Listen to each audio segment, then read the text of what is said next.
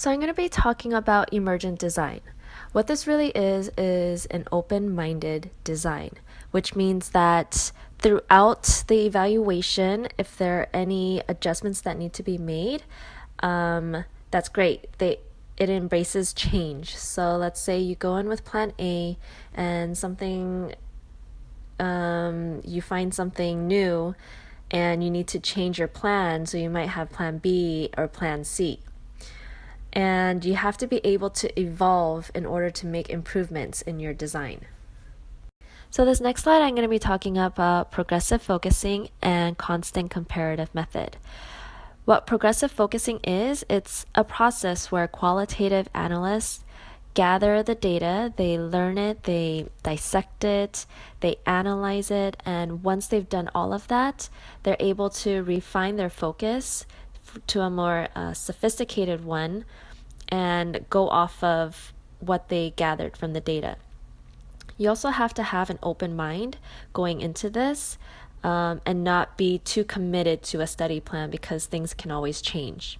Now, constant comparative method is a method where you gather all the new data that you have and you compare it with the previous data to see if there's any differences or anything that can be compared with the previous and the new data. So this slide has three parts to it. I'm going to be talking about the holistic approach, expansionism, and utility.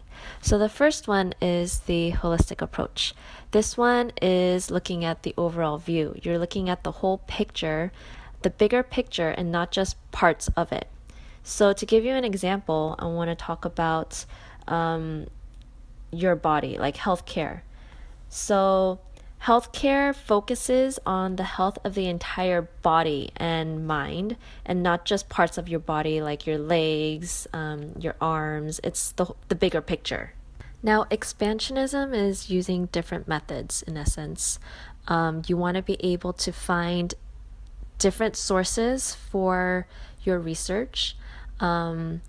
It can also help better understand what your data is telling you by using all these different sources. So when they all come together, it can also help expand the main theory that you're looking at. Now, utility is using the evaluation results, and it is important to use these results, but there has been some complaints as to how to use these results. So I think it's important that qualitative evaluators work a little bit harder for their clients to understand what they're looking at, what these data mean. And it might be hard at first, but sometimes they just need, the clients need help understanding from different perspectives on how to use this.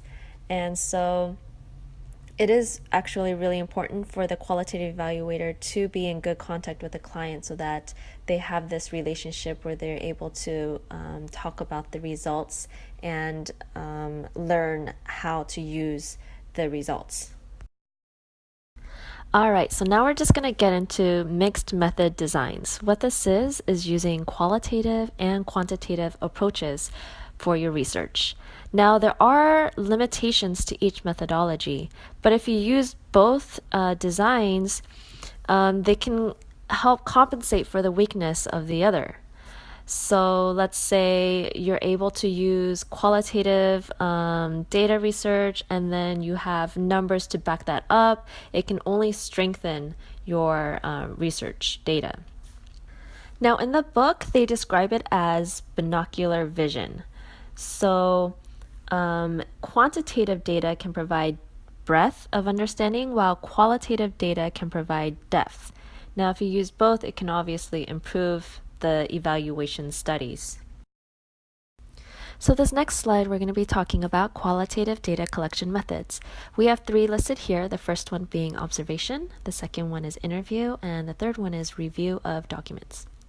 Now, in this picture here, you can see that there are methods of data collection, and there's a questionnaire and the use of a database. And of course, there are other ways to collect data, but these are the three that we're going to be focusing on. Now, the first data collection method that we're going to be talking about is observation. The key thing about observation is redundancy in the data set. You need to be able to see themes, patterns, and issues while observing. And it is the observer's job to determine what should be observed and how frequently. It's also important that the observer goes in without any presumption because you don't want to be looking for certain things. You want to be observing with an open mind. Now, notes are usually taken by hand, and it's really important for observers to write down the narrative right after they've finished the observation so that they can get all the details into their narrative. Other methods can be used. You can also use laptops, videotaping, or audio tape recorders. The only thing is that there are limitations to these. So let's say you use an audio tape recorder, you can record all the sound. However, when you're listening back to it, you might not be able to know who the speaker is. And if it's an audio, you might have to get close to whatever or whoever you're observing. Now, the only thing about videotaping and photography is that people might get anxiety, the people that you're observing. They might also behave differently. They might not be natural behaviors. So you, as an observer, you need to be aware of these limitations. Now, cultural competency is also really important. You need to understand that there are values and norms. Sorry. And sometimes if you're in an unfamiliar context or place, it might be helpful if you have local informants or translators to help you out. So now we can differentiate the different types of observation by the role of the observer. Now, is the observer an external observer, meaning they're just watching from afar and not being involved with the participant or whatever the observer is observing? Or is the observer a program participant? Is the observer involved with the participants? Or is the observer a participant and an observer, meaning that they're participating and observing at the same time?